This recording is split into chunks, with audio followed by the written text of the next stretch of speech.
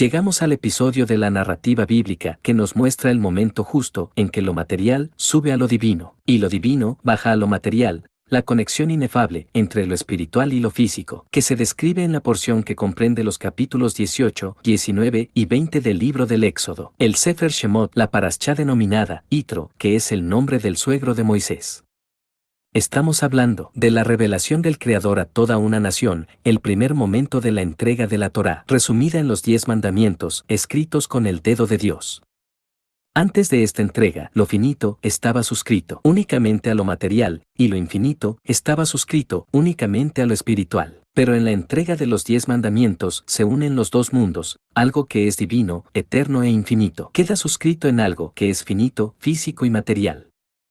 Los primeros 4 mandamientos nos relacionan con Dios, y ahí se cumple lo de amarás a Dios con todo tu corazón, con toda tu alma y con todas tus fuerzas. Los últimos 6 mandamientos nos relacionan con la gente y se cumple lo de amarás a tu prójimo como a ti mismo.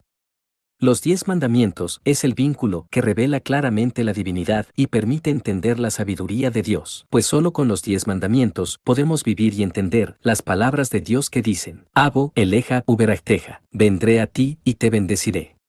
Dios entrega la Torá por escrito, por misericordia a un pueblo esclavo, al que estaba liberando, y es que la ley de Dios es el símbolo de la libertad. Por lo tanto, es el documento que debemos considerar como el acta de la libertad.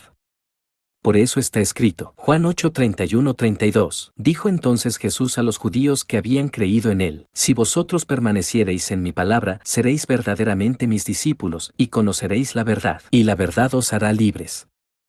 Durante 50 días antes de llegar al monte Sinaí, la Biblia nos dice que los hijos de Israel acamparon en diferentes lugares, usando el término en plural, y cuando llegan a las faldas del monte, se dice que el pueblo acampó y el término es utilizado en singular. Esto tiene que ver con la unidad en la que arribaron. Esto nos habla también de la purificación del corazón, donde se anidan las intenciones de cada persona, y en este caso, se manifiestan las intenciones de la fe. ¿Para qué creer en Dios? ¿Para que te vaya bien en el mundo o para servir a Dios? Esta es la porción donde Dios se revela en persona y habla, y su voz es audible a toda una nación. Y curiosamente, esta parashá lleva el nombre de un tipo que ni siquiera es de Israel. Éxodo 18:6. Y dijo a Moisés, yo tu suegro Yetro vengo a ti con tu mujer y sus 2 hijos con ella. La frase, yo tu suegro Yetro, en hebreo es Ani, Jotenhai, Yitro. Si tomamos la letra inicial de cada palabra, Aleph, Gad, Yud, se forma la palabra Ají, que significa hermano. Esto es porque Yetro es símbolo del Mesías, y veamos por qué. Yetro es sacerdote de un pueblo que es parte del linaje de Abraham. Yeshua, el Mesías, es sacerdote de los cristianos, y si sois de Cristo, linaje de Abraham sois. Y ambos llevan a los suyos con Israel para que reciban los mandamientos. Es pues Shabbat Yitro, el día y lugar, donde se nos revela el misterio de la inmortalidad en este mundo. La esencia de todo está en Parashá Yitro, y es justamente Yitro, la primera persona que se menciona en esta porción, el suegro de Moisés, quien escuchó la historia de cómo Dios había sacado a su pueblo de Egipto, y luego se enteró de la batalla contra Amalek. Por eso, Yitro es tan importante, porque él, como un extranjero, supo ver y comprender que lo que estaba sucediendo con Israel era la redención que el mundo necesitaba. Y por eso, esta porción inicia diciendo, Éxodo 18:1, oyó Yetro, sacerdote de Madián, suegro de Moisés, todas las cosas que Dios había hecho con Moisés y con Israel su pueblo, y como Dios había sacado a Israel de Egipto. En cuanto Yetro comprendió que esta era la redención para el pueblo de Dios, de inmediato alistó a su familia para ir a ser parte de esa redención. Lo mismo se ve en el Nuevo Testamento cuando unos griegos vienen a buscar al Mesías en la fiesta de Pesaj. Ahí el Mesías comprende también que es el momento de la redención. Juan 12:20-23. Había ciertos griegos entre los que habían subido a adorar en la fiesta. Estos, pues, se acercaron a Felipe, que era de Betsaida de Galilea, y le rogaron, diciendo, Señor, quisiéramos ver a Jesús. Felipe fue y se lo dijo a Andrés. Entonces Andrés y Felipe se lo dijeron a Jesús. Jesús les respondió diciendo, ha llegado la hora para que el Hijo del Hombre sea glorificado. Veamos el paralelismo. Yetro era una persona reconocida y respetada en Madián. Los griegos pertenecían a la cultura más prominente de la época. ¿Qué necesidad tenían de ir a buscar un camino espiritual? La verdad, conocer la verdad y cambiar su realidad.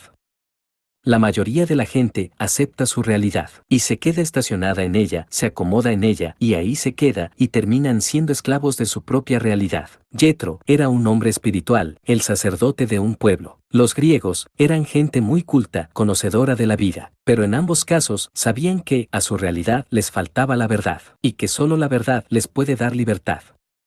En mayor o menor grado, los pueblos y las naciones siempre han estado en crisis. La vida siempre ha sido dura, complicada, pero tanto a los griegos, que subieron a buscar al Mesías en Pesach, que Yitro que vino a Moisés en Shavuot, comprendieron que hay un camino a una vida diferente, una vida libre de las presiones de este mundo y de las tendencias de la sociedad. Por eso el Mesías dice, Juan 16:33, estas cosas os he hablado para que en mí tengáis paz. En el mundo tendréis aflicción, pero confiad, yo he vencido al mundo. Entonces, esa es la manera en cómo debemos de ver nuestro acercamiento a Dios, no solo para tener una vida mejor y seguir siendo iguales, sino para tener un cambio total en nuestra vana manera de vivir. Algo que es muy importante es que cuando una persona decide redimir su vida y entrar en el reino de Dios, esta decisión la va a llevar a ser alguien importante para Dios y también a hacer algo importante para Dios. Éxodo 19:5. Ahora, pues, si diereis oído a mi voz y guardareis mi pacto, vosotros seréis mi especial tesoro sobre todos los pueblos, porque mía es toda la tierra. Deuteronomio 28:1. Acontecerá que, si oyeres atentamente la voz del Señor tu Dios, para guardar y poner por obra todos sus mandamientos que yo te prescribo hoy, también el Señor tu Dios te exaltará sobre todas las naciones de la tierra. Mateo 5:19. De manera que cualquiera que quebrante uno de estos mandamientos muy pequeños, y así enseñe a los hombres, muy pequeño será llamado en el reino de los cielos, mas cualquiera que los haga y los enseñe, este será llamado grande en el reino de los cielos.